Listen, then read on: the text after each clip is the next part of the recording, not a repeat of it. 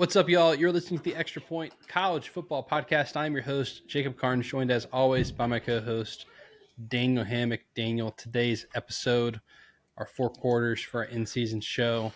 We'll talk about one thing we learned this weekend, 2 questions we have moving forward. This is not our full-time job, Daniel. So we're recording this on Monday. XPR will still come out tomorrow, but we will not talk about it on the episode. If you're listening on Tuesday, XPR is out. We just won't talk about it because it's not ready yet as we're recording.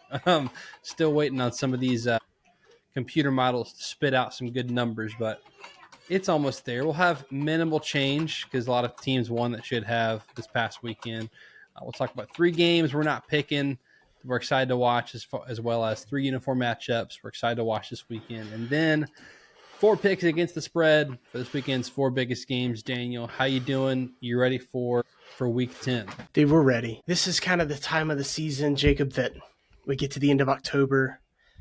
November's about to start.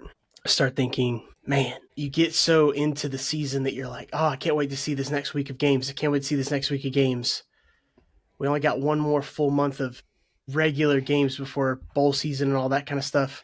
Crazy. Playoffs. And it's just like, dude, don't wish it away. Enjoy every Saturday. That's why if somebody invites you to a party, if someone invites you to a wedding, dude, they are selfish, all right? I'm not going to get on the whole soapbox about all of this, but just say no.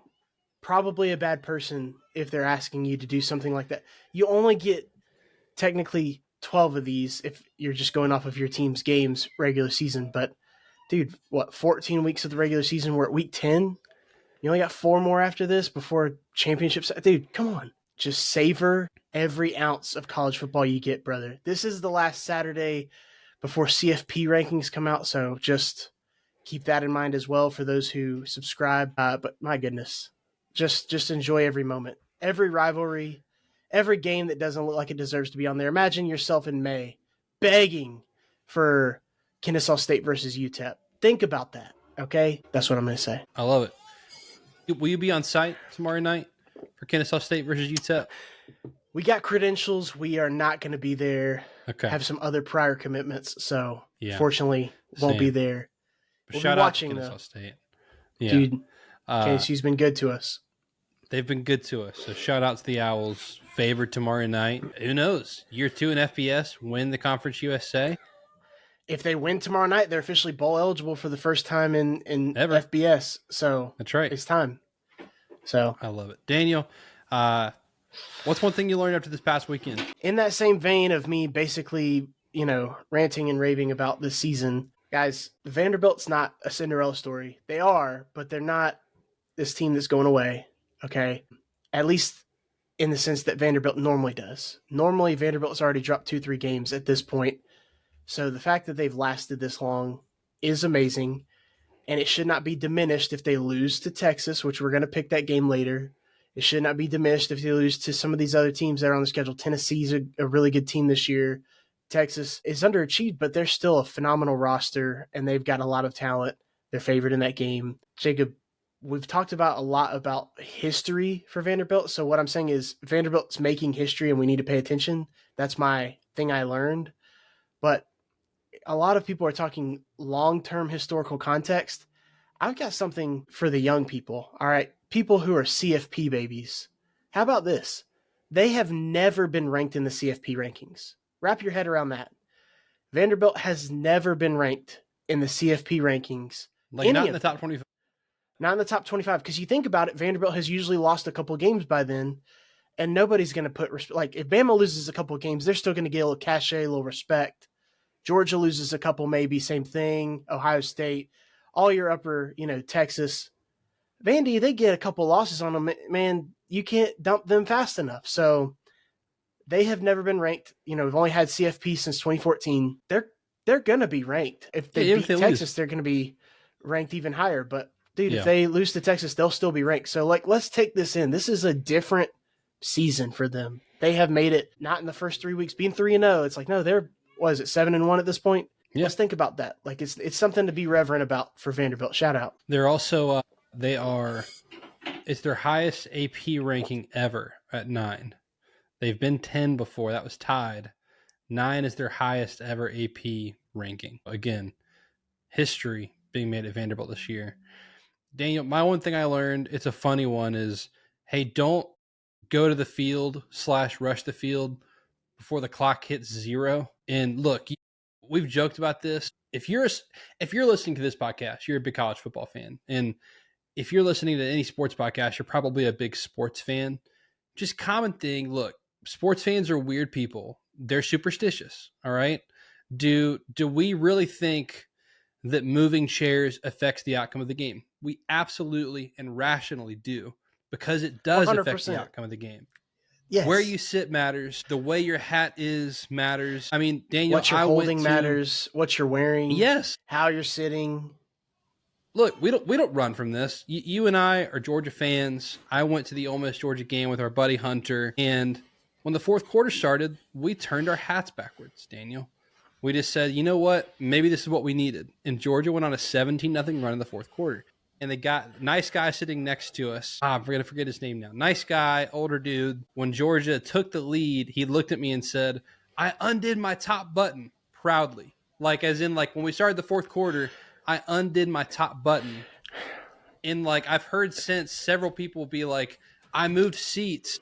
A former coworker of ours was like, I stood up and then remained standing for the fourth quarter. Like, this is every fan base. I picked up my son and held him for the fourth quarter. Right. We all did Everyone our part. does this. Yes. Everyone does this. You try something. If things are going well, then they don't. You start to think about, what did you do before? All that being said, Daniel, it was very funny to watch Brandon Walker, because he broke one of sports' most important rules, which is, look, he was on the field, went to the suite, Mississippi State starts rolling, and he goes down to the field because he wants to be there when they beat Texas, and Texas comes storming back. And then to have the winning touchdown be in front of his face was very funny. And then look, this is all related. But my one thing I learned is don't go to the field too early, because also South Carolina students were crowded on the field trying to be there, like first ones to rush the field. Bam, it comes back. They get the touchdown. They need the 2-point to tie. They get it. They then score again to make it a touchdown game. And all these students are left having to exit through the tunnel because they had gotten down near the fence to rush the field. This is just a classic sports thing, Daniel. Just don't do stuff too early, man. Don't get out of the field too early. Don't try to rush the field too early. Game's not over till the clock hits 0. Most sports fans know this. You just, hey, you do what you've been doing. You do what's working. Game's not over till it's over. And unfortunately, some fan bases learned that on Saturday. And especially this year, man. It's been a crazy season. So it's not over till it's over. Got to wait till that clock. You got 4 zeros on it. Then you go celebrate. Then you can change whatever you were doing. So shout out to South Carolina and Mississippi State. Crushing losses on Saturday late at the hands of some SEC blue bloods. Felt bad for some, not so much for others. But just funny to watch. That was documented too. So that's what I learned, Daniel. 2 questions moving forward. What you got? Yeah, here in the second quarter, man, my first question, it might seem obvious to some. Should Texas A&M be considered the SEC favorite or front runner? I think that's such an easy layup if you just ask it like that, but let's be real about it, man. Most people are thinking about Georgia, who won the SEC last year, even when they were down and out. They're still alive, obviously, for it. Alabama, who beat Georgia and continues to beat Georgia. Like, Alabama, they're still alive. I mean, they didn't look amazing, but, you know, you always look at the losses and and who's around. But Texas A&M still unbeaten. This game was a statement. I think you're probably about to talk about it a little bit, so I'm going to leave meat on the bone there. But a game that at halftime you and I were texting about, and I was like, dude, LSU might be the team of the week. They were ahead at halftime. I was thinking, man, if they win this game, sure enough, my team of the week, we'll get to that in a little bit, but comes from the game, but it's not LSU. I was thoroughly impressed with Texas A&M, their resolve, and I think that they're a complete team. I think they play defense, they can play offense, they got good special teams, they got a good coaching staff. I think they're hungry. They've got good resources. If you talk program-wise, not just the players and stuff, they've got a good, healthy program. They got a good fan base. They got a great home field advantage. Look at the remaining schedule. I mean, what they got left? They got a bye week. Then they've got Missouri. No disrespect to Missouri, but I think Texas A&M is capable of winning that game comfortably. Well, especially the I'm backup not going to quarterback. sit here and count wins. I do think Missouri's okay at quarterback. I think Matthew Zollers is going to be a star. Yeah. But that it is what it is, still freshman. And then they get South Carolina at home. I think still a great game, great atmosphere. You saw what A&M or what South Carolina can do when they play their best, but still, then they get Samford. And then, of course, big matchup in DKR against Texas, and they got to get that monkey off their back.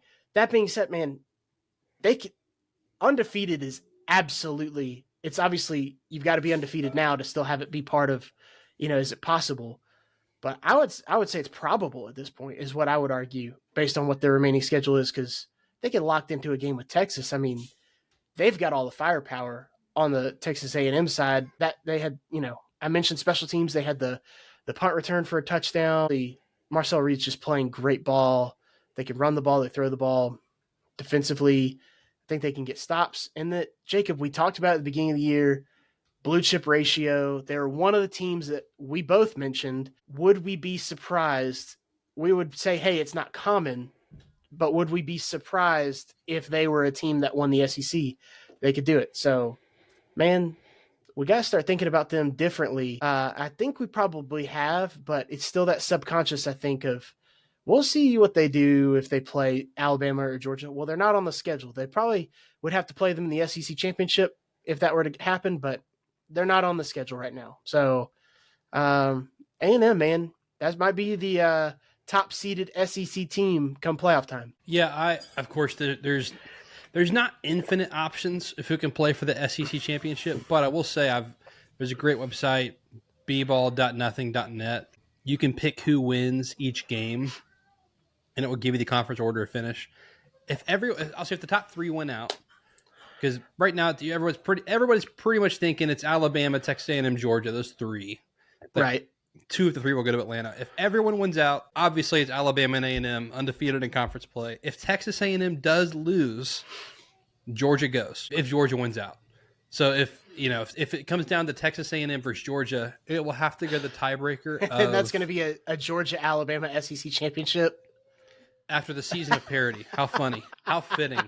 I did see someone Rinse and say repeat, am I right? So we're gonna have like a 2007 level of parity season, followed by like a national championship of Ohio State and Alabama, aren't we? Or something like that. Right, right, yeah. Which is funny. So, yeah, Texas A&M, I think, should be the front runner.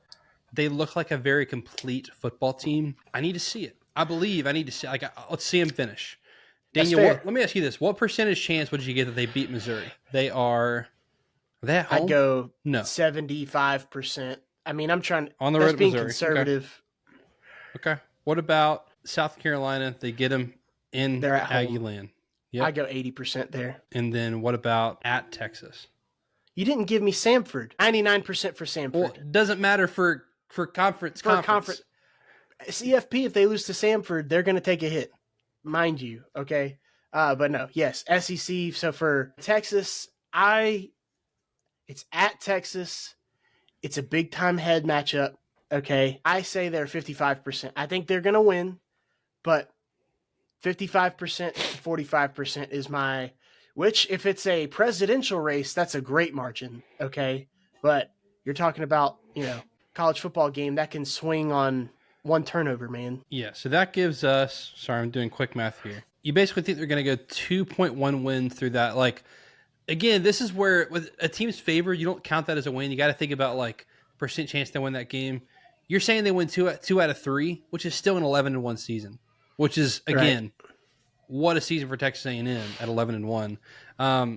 I want to come back to LSU because this is related. Which conference races create the bracket buster? Because here's what it could happen both ways. You have an AAC race, or they don't call it that anymore. I think it's just the American. That's what they changed it to. They changed it, yeah. You got Tulane, USF, and Memphis.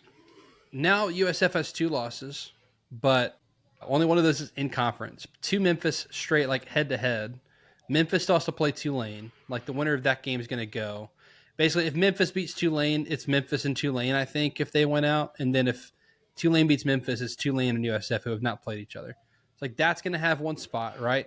But Right. here's kind of my, as I'm mathing out the end of the year, is right now it looks like you're going to have 4 or 5 SEC teams.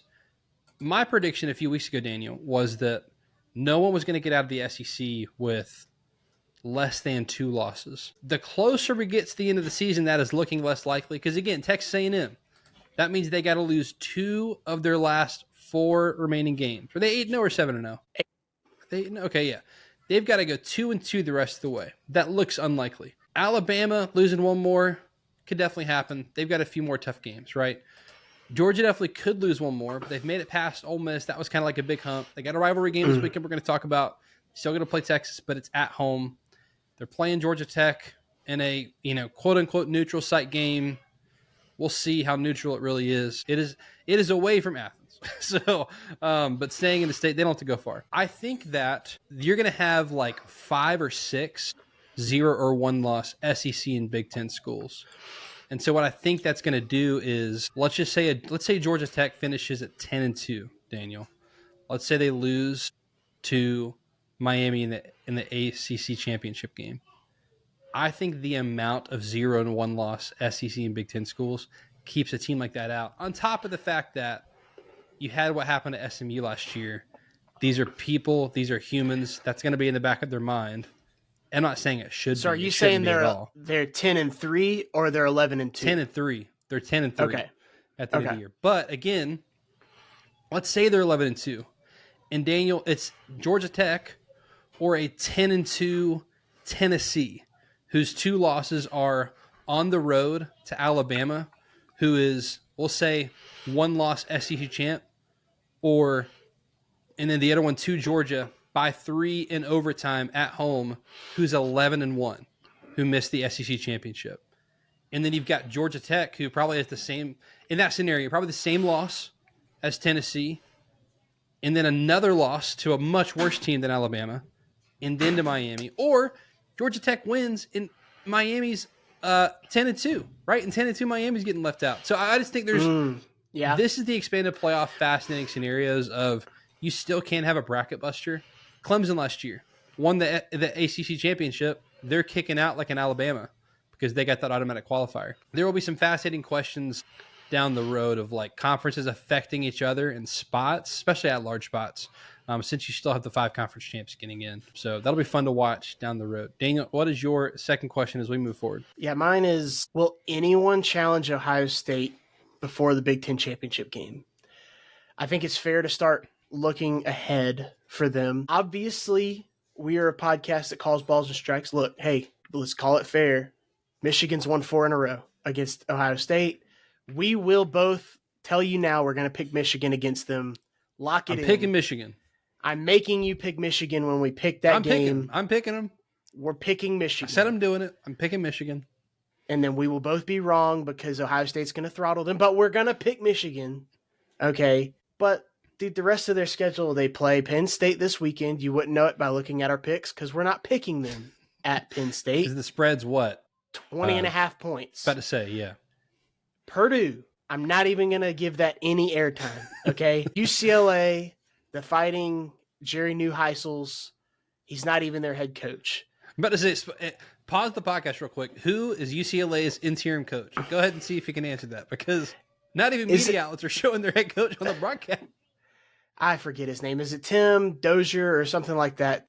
No, it's, oh my God, Tim Brooks? No. Dude. No, I'm going to embarrass myself. Jacob, you can't ask me that and then not know. It is Tim Skipper. Tim Skipper. There you go. Tim Skipper. There was like, it is Tim. I got his first name, Tim. I did change it to Jim when you questioned me. I did laugh Skipper. At, they posted a picture after their loss of Tim Skipper.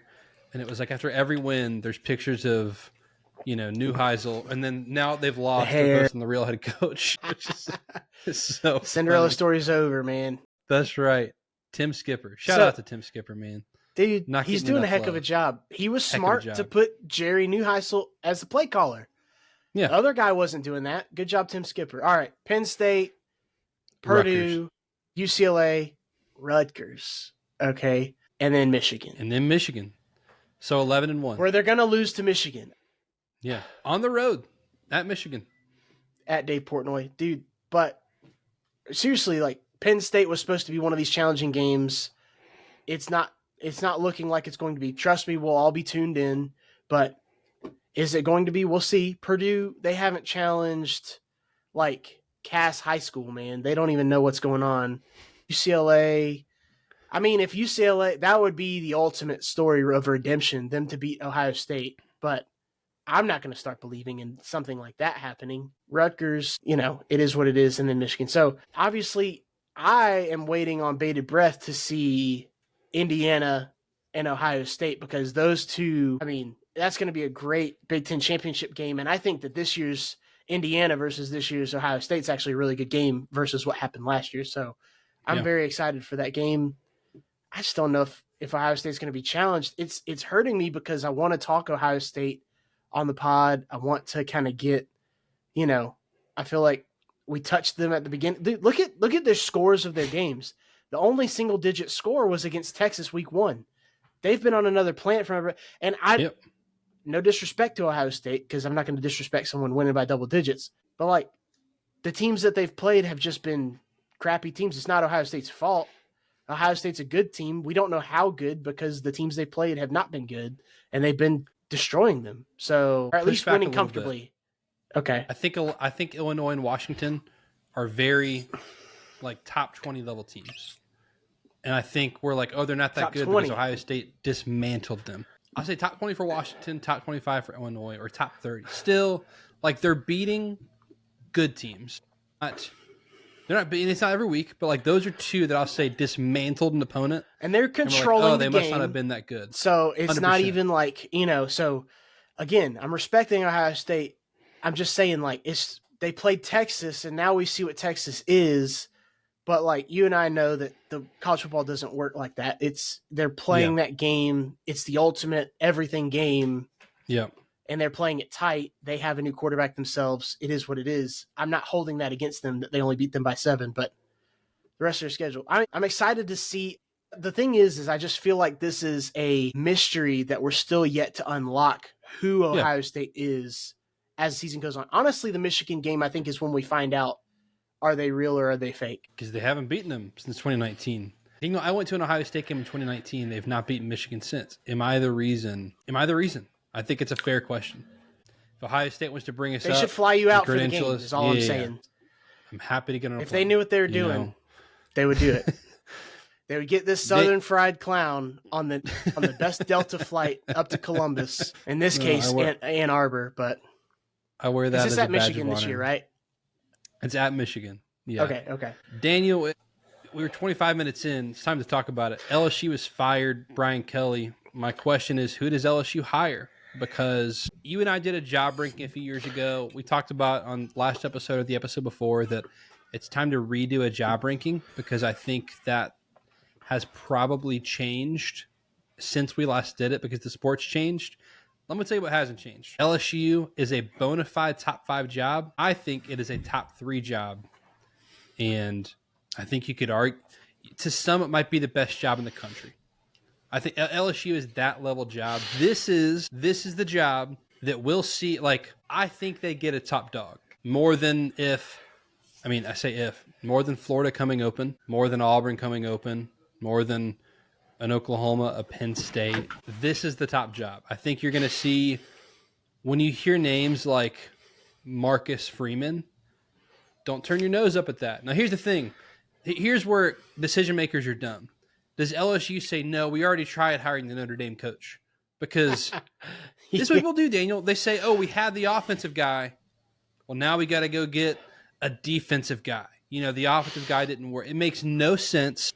That's so dumb. But when you hear names like, we're going to go after Marcus Freeman, don't laugh at that, because LSU is a top 3 job in the country. This is the job, Daniel, that we said it a few weeks ago. He would take this job, I think. Like, Florida was you should stay at Ole Miss. I think LSU you go leave for. I joked in our group chat that, this is the type of job that would at least make Nick Saban smile thinking about it. That's Matt Campbell. I know he doesn't have the sparkle SEC he had a few years ago. But Matt Campbell's a good football coach. Kenny Dillingham. I know he's at his alma mater, but this is LSU. Jeff Brom. at Louisville. How about this, Daniel?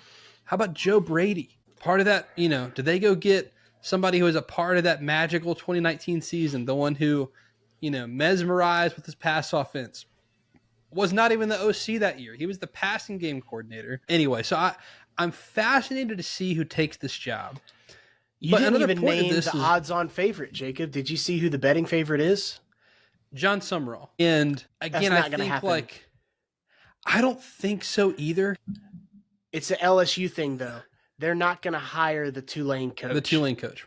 It's why they wouldn't go hire Billy Napier. And again, as dumb as that is, when he was at Louisiana, Lafayette, just Louisiana, Raging Cajuns. Yeah, they weren't going to hire him.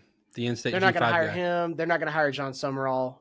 It's just these LSU boosters aren't going to give in and be like, we had to go get this guy from this lesser program in our state.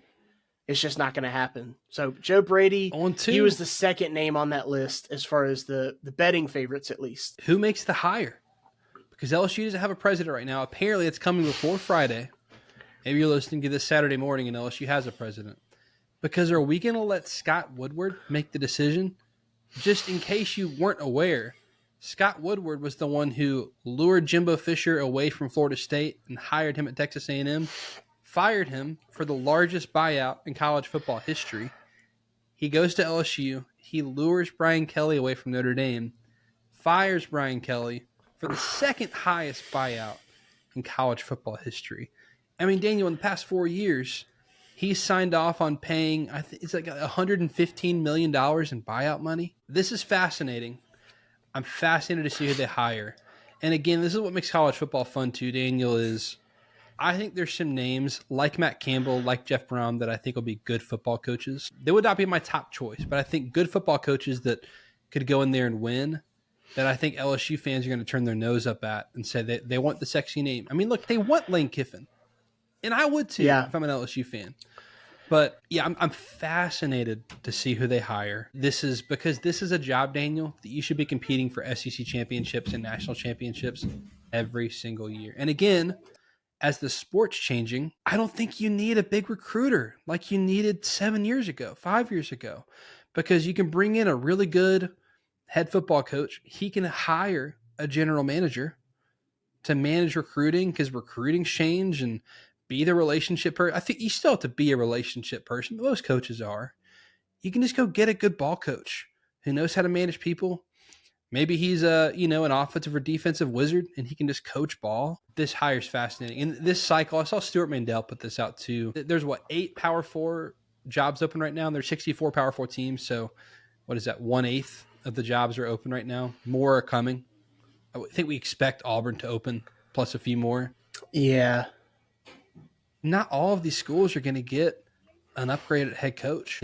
There's not that many coaches. Like, to me, there's not this hot board of like, there are 10 coaches in the G5 ranks or coordinators that everybody wants and everybody's going to get this sexy hire. We've already seen a Kurt Cignetti, who you're thinking is at an Indiana job, where most of these jobs you would look with a straight face, and I would too, and say these are upgrades to Indiana. And he's like, but why would I leave? Why would I go to a pressure cooker when I can already kind of get those results here? So far, he's done it. He's already made the playoff in year 1. He's undefeated with 4 games left in year 2. So I'm just fascinated, Daniel. Who's on? If you're the LSU AD, who's your top 3? Yeah, I mean, I think Nick Saban's got to be number 1.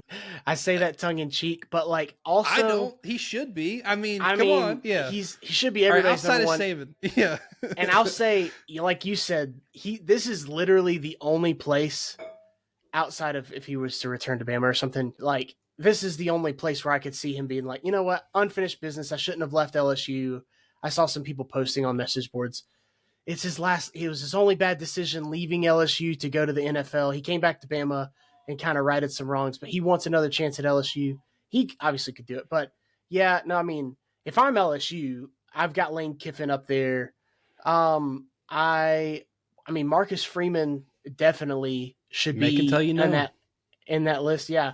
Someone who we're not talking about, that I don't know if it's necessarily LSU right now, but it's definitely probably the SEC soon, their team's having a little bit of a sleeper year because of some injuries at quarterback. Fran Brown, Syracuse. I think he'd be a great coach in the SEC. He had a couple of good years and a good year already, and then he started the year strong at Syracuse. But their quarterback gets hurt, and they've not been the same team since. But he's someone who I think, if that quarterback had not gotten hurt, they probably have a couple more wins at this point. I think he'd be getting some serious consideration. He may not be on LSU's radar because they are going big fish, big game hunting. I like the Joe Brady conversation. I'll say that you've got a guy who can coach. I think they really want. I mean, there's talk that they want a defensive guy since Brian Kelly was an offensive guy.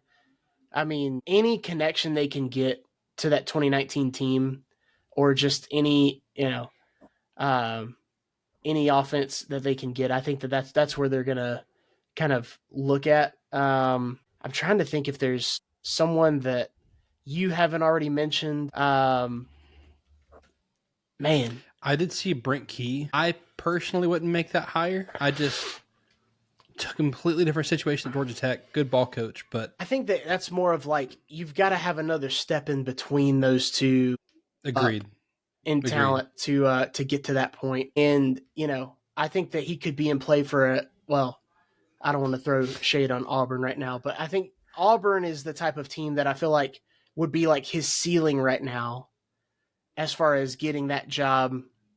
Georgia Tech's better than Auburn right now, of course, but getting as far as resources and all that kind of stuff, I could see him going up there.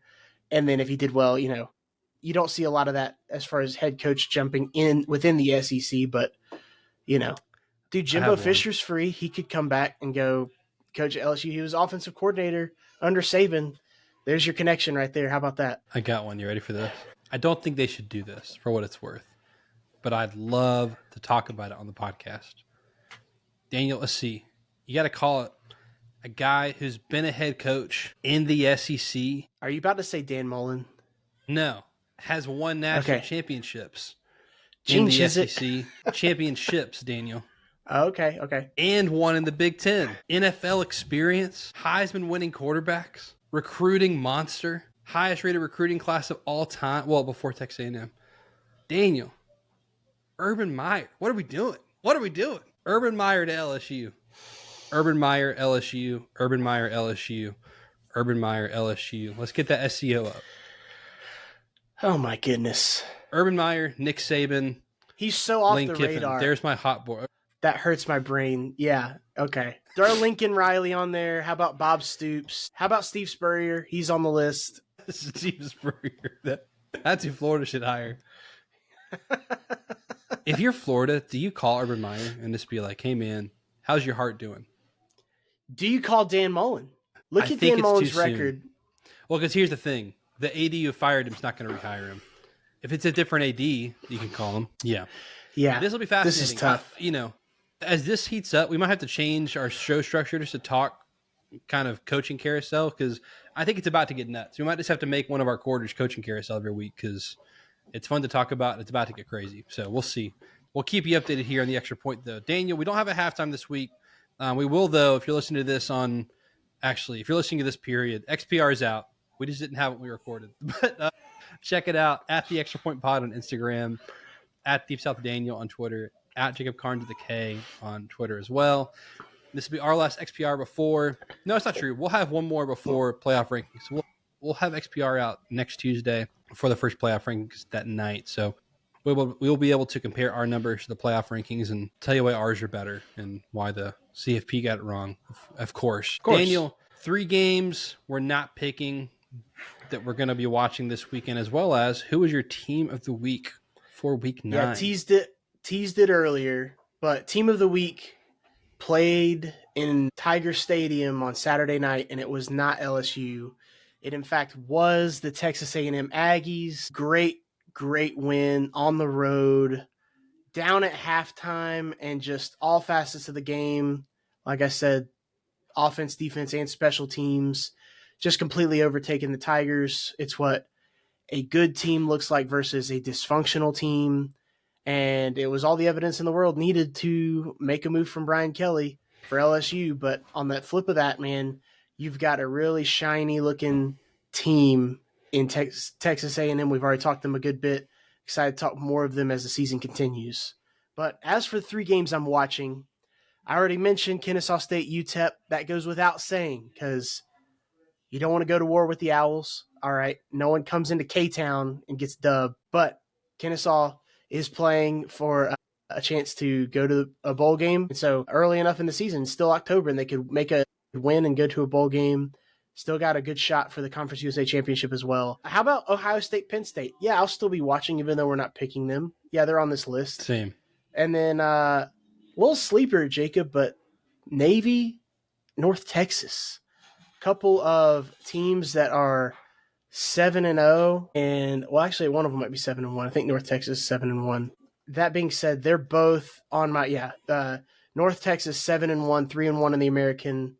Navy 7-0, also in the American. I mean, both of these teams, I mean, they at least are outside shot. North Texas is very good offense. They're very fun to watch. So that's a game to kind of keep an eye on, man. Get to know some of these teams.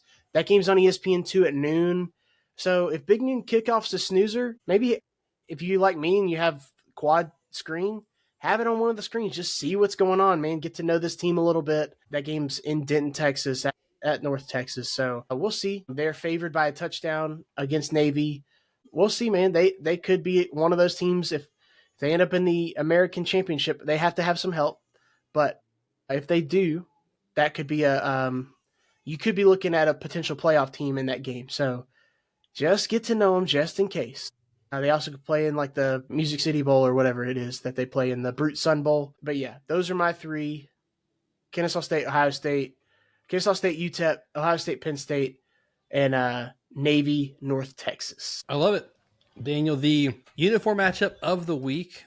Haven't had as many bangers recently. This one was Mississippi State versus Texas. I like Mississippi State bringing back the interlocked MSU helmet. I also love their gray pants. I think that's their best look is with those gray pants. So they had the maroon, gray. I think I'd like a gray face mask on that helmet. I would like to see it at least. But Texas and the all whites, the best all white look in the sport. Yeah, elite uniform matchup. This week, though, Ohio State, Penn State. Again, that's a helmet game. Elite on elite, no notes. Texas and Oklahoma. Some orange and some dark red. That'll look really good in the field. Oklahoma's got that. Their helmet's got to get that pearl look to it, where it's a little shiny under the lights. Saturday night, that'll look really good. Georgia and Florida. Not my favorite Georgia and Florida uniform matchup. I think I wish they'd rotate. Daniel, they did this for a couple of years where, they rotate who wears their home jersey. We had a year in the past decade where both teams wore home uniforms. And again, it's blue and red, so I thought it looked good. But Florida is wearing all blue apparently this weekend. Not my favorite look in this game, but will still look good. You got the blue versus red. It looks good, especially with the neutral crowd. Like the whole vibe is really nice. So the cocktail party's got a great uniform matchup this weekend. Daniel, fourth quarter, 4 games against the spread. We start with Texas and Vanderbilt. Texas at home, 2.5-point favorite. Vanderbilt, legit good team. They're the higher ranked team, less losses. Daniel, this line is telling me that on a neutral, Vanderbilt favored over Texas. Crazy world here in 2025.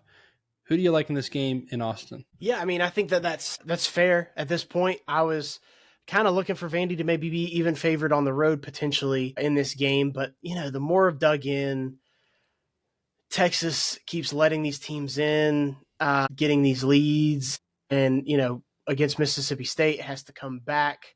Does so in very impressive fashion, but, they get CJ Baxter back this past week, and then, Wizards, they got duo there at running back. They really have yet to really get the running game going this year like I think they've wanted to. And honestly, this is the type of year that they need a running game to help support Arch as he's been kind of growing and progressing through this past game. That being said, man, Vanderbilt has had a very strong season to this point. I'm not, we talked about at the beginning. I feel like Vanderbilt, people need to understand the historical context. They are doing something amazing. They could get into the CFP. They're definitely going to be in the CFP rankings for the first time this next week. This is on the road at Texas. I think that Texas is desperate because they've got 2 losses already. And I think you've got a defense in Texas that is going to be able to key in on Diego Pavia, since he has been offensively, I'm not saying a one-man show, but he is the leading rusher. I feel like if they can contain the run a little bit from Diego Pavia, and then, they could force them to kind of play with their left hand a little bit. Vanderbilt's still very good. I think that Vanderbilt could still win with their left hand.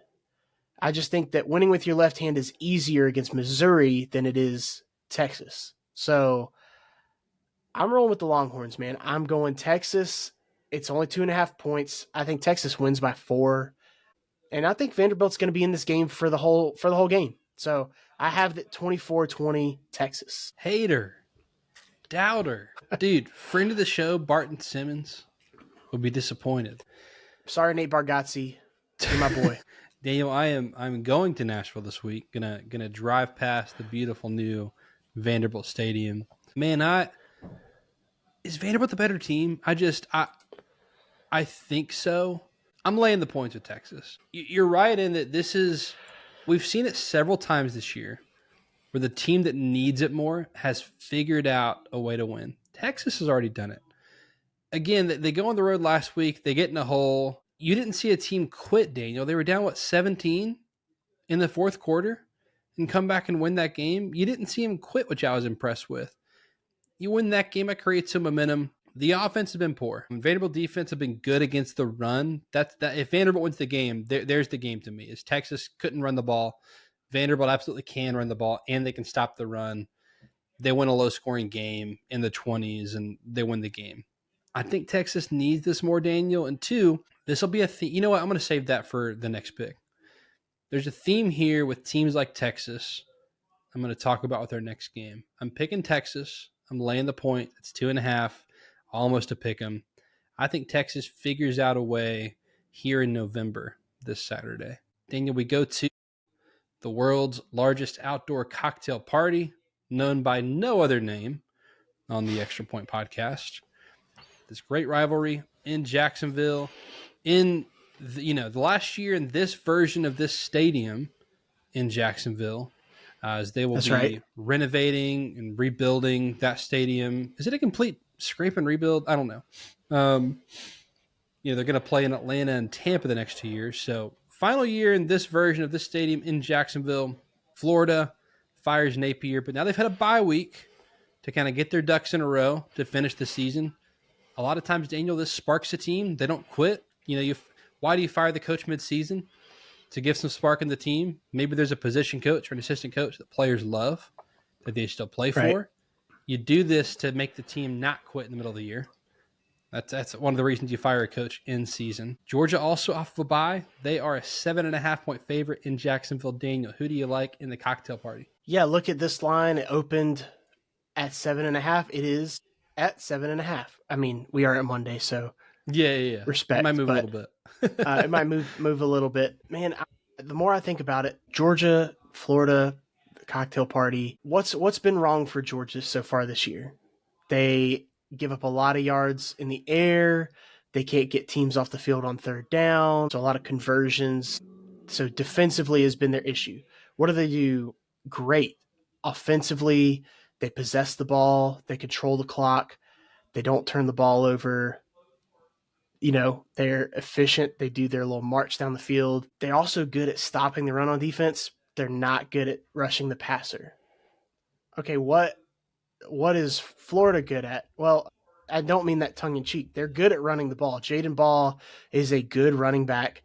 I think when used, he's Florida's best player. And so I think that Florida's path to victory is a big day from Jaden Ball. I think that Georgia is going to be able to stop the run in the sense that he's not going to run wild because they're going to be keying on him. They're going to force DJ Lagway to beat them. Now, you and I watch this rivalry all the time, and especially in a year like this where Florida has fired their coach, they've had 2 weeks to prepare. I think Florida is going to come out and give Georgia one of their best shots ever. This is maybe Florida's most inspired game so far this year, but A couple of problems for Georgia has been getting off the field. Well, Florida turns the ball over at a great rate. 9 interceptions so far on the year for DJ Lagway. I think that if he starts turning the ball over even once or twice, that really turns this game in Georgia's favor because possessions matter and Georgia can hold the ball and they can cash in, getting first downs and taking the ball down the field. I also just think that Florida at their best Georgia has been able to win several different ways this year. So I think Georgia's going to win this game. Now, the question is 7.5 points. Where are we at there? I think that if Georgia takes a possession away, like I anticipate, I think you're looking at Georgia with a 10-point win.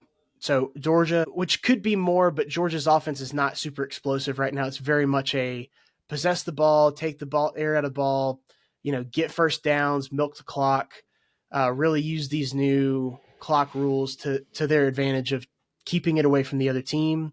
So, Right. 1 or 2 turnovers, even a turnover on downs could be the end for Florida in a game that Georgia could really hurt them, where this isn't the Carson Beck offense of last year where he might throw 3 interceptions and give Florida plenty of opportunities. This is a different offense. So give me Georgia. I'm going to lay the points. Lay the points. All right. Yeah, Daniel, I think to beat Georgia, you got to do a few things well. Like you mentioned, one of the things that a lot of teams have looked good on Georgia on 3rd and 4th down. Daniel, Florida is 129th in the country in 3rd and 4th down success rate on offense. So they're a team I don't think will be able to take advantage of that. And like you mentioned, this is something in this rivalry too, Daniel. The team that runs the ball almost always wins. And Kirby Smart's tenure, the only time that wasn't the case was in 2020. Georgia did outrush Florida, and Florida won the game.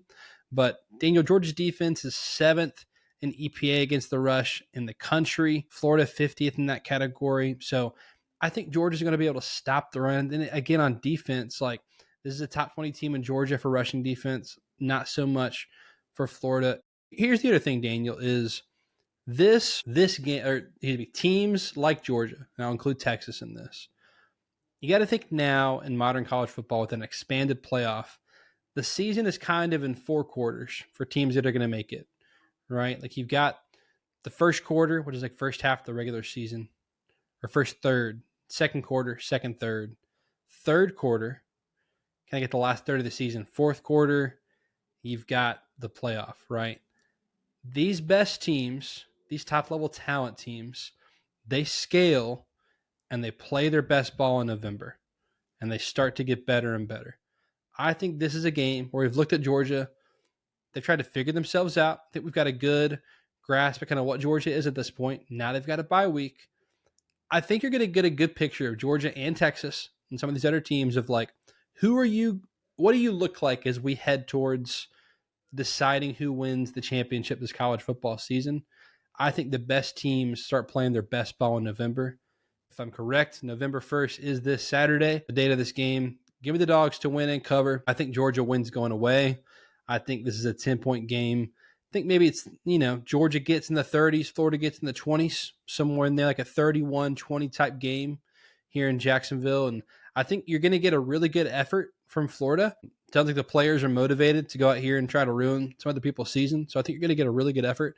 I just think this is where you start to see Georgia scale and play their best ball in November. And I think the first glimpse we see of that is this Saturday in Jacksonville. So give me Georgia to win.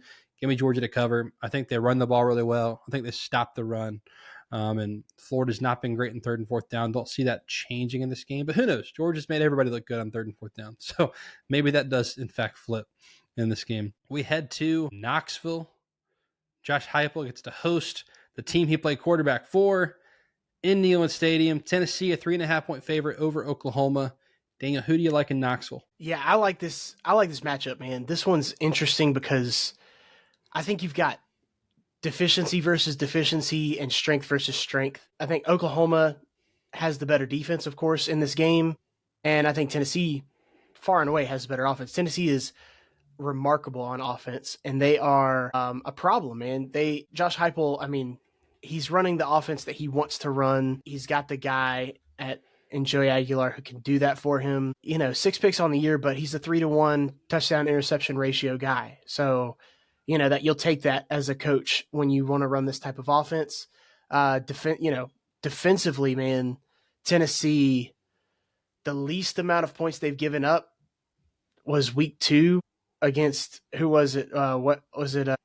East Tennessee State. I wanted to get it right. I wanted to give respect to East Tennessee State. 17 points was the lowest point total that Tennessee has given up so far this year. 26 to Syracuse, 44 to Georgia, 24 to UAB, 34 to Mississippi State, 31 to Arkansas, 37 to Alabama, 34 to Kentucky last week. That one was tough. I think that Oklahoma will start to get a couple things right offensively because it is Tennessee's defense, and Oklahoma's defense can get the quarterback on the ground. They've got, D Lyman, 5.5 sacks this year. R. Mason Thomas. I mean, they've got some skill on that side of the ball. I just think Tennessee's offense is the best part of this whole game. You talk about what's the best unit on the field, Tennessee's offense. They're at home. I think they're going to score enough to win this game by a touchdown. So I think that you're going to see Oklahoma score, and so people need to get ready for that because, Oklahoma has had a little streak. They haven't scored above 26 points in an SEC game so far. I think today they go over that. This game they're probably going to score 35. Tennessee's going to score 42, though. And they're going to do it against a very good defense. But, yeah, this one's going to be fun. For if you're a casual fan, if you don't have a dog in the fight, man, turn this one on at 7:30 and just enjoy some ball, man. This one's going to be a scoring fest. You're not going to know who's going to win until probably the late fourth quarter. Yeah. I expect both quarterbacks to make big-time plays and just kind of, put their team on their back and kind of have that feeling for different reasons. So, but give me the Volunteers. Was it 3.5? Lay the 3.5. I'm going to lay the 3.5 with you, Daniel. I don't think they eclipse 26, though. That was one of the stats I had. I think they get under 26 in this game. Oklahoma's defense, especially their pass defense, stats have been inflated. These DBs have been gettable all year. They finally faced an offense last week that could take advantage of it, and they really took advantage of it. Even in the rain, they took advantage of it. Tennessee is an offense that can absolutely take advantage of the DBs on Oklahoma. That's been a weakness all year. Again, they just hadn't faced a quarterback until last week that could really burn them on it. Joey Aguilar can burn them on it this week. I think Tennessee scores at will. Not at will in this game, but I think they get to 30. I think that's they get to 30, and I don't think Oklahoma eclipses 26, and that's 4 points, Daniel. I need 3.5 to cover. Lay the points. John Mateer also, look, you had your hand cut open for surgery. The velo has not looked the same on the ball. Since then, they still haven't been able to run the ball, which, again, the teams that have really scored on Tennessee have been offenses that can run and throw. So I think Tennessee wins and covers. Give me the Volunteers in Knoxville on Saturday night. In what could be, I think with Oklahoma's schedule, 9-3, you should be in the playoff discussion. But as we've talked about, I think we're starting to have more 0-1 loss teams than we initially thought in the SEC. I like how you said last week, this is a college football playoff qualifier. The winner stays in contention. The loser is I think if Tennessee loses, they're done. If Oklahoma might still have a shot because of their schedule, because they could still beat Alabama and be fine. But I like what you said last week. This is kind of a college football playoff qualifier game. We go to Salt Lake City, Utah hosting Cincinnati. Both of these teams still contenders in the Big 12 title race. Cincinnati, to me, has been one of my surprises of the season as far as I did not see this coming, how well they've performed. Utah, though, 7.5-point favorite at home. Who do you like in this game in Salt Lake, Daniel? Yeah, Brendan Sorsby having a phenomenal year, quarterback for Cincinnati, 20 touchdowns on the year, 1,800 yards. He's having a great year. I think that, we definitely need to, not overlook Cincinnati like maybe we did earlier in the year. I definitely did. They've beat some teams. What they did to Baylor was impressive. You're starting to kind of, I think that maybe if they played each other's schedule, that's what I was trying to actually do. If you swap their schedules, I think that they have each other's record. I think this is an even game. I like this one. Utah being at home, I think their defense is better, and I think that they are going to rely on the defense. Obviously, you saw what they did this past week to Colorado. Colorado simply just overmatched in that game, but it was nice to see Utah kind of get back some of their mojo. They had it against Arizona State, West Virginia, after losing Texas Tech, and then that heartbreaker to BYU, close matchup at BYU. I think we're having to start respecting BYU a little bit more. Definitely I will. I'm going to put them higher in my rankings, but I like Utah in this game, man. They're at home with the defense at night. It's a late game. I just think that Brendan Sorsby going on the road. So it's 7.5 point spread. That's a lot of points. I'm going to take the points with Cincinnati, but I like Utah in this game to win. So give me Utah overall to win. But with the points, I'm taking Cincinnati. I'm going to middle it. I only did it one time this week, y'all. 7.5 points with Cincinnati, but give me Utah with the dub. We're going to go 4 for 4 again, Daniel. Another Wendy's week, 4 for 4. It's the exact same. I'm middling this. I like Cincinnati plus 7.5, Utah to win. Because I think because of how well Cincinnati runs the ball, they can keep the number of possessions down in this game, which again, when you go on the road, it's exactly what you want to do. You want to run the ball well, play keep away. I just think Utah's offense is too dynamic to not win the game. But I do think Cincinnati's best chance to win is to do what they do well, run the ball, hold on to the ball, let the clock go down, run it with Sorsby. Maybe he has 185 yards rushing, and this is a 27-24 game where Utah squeaks out a win at home. I'm getting 7.5. I think Cincinnati absolutely can win this game. I do think Utah wins. I'm going to middle it, but I think they're capable of winning. I just think this is too many points. Maybe Vegas knows something I don't, but if this were 3.5, I'd probably pick Utah, but at 7.5, give me the points there. Cincinnati's playing unbelievable right now.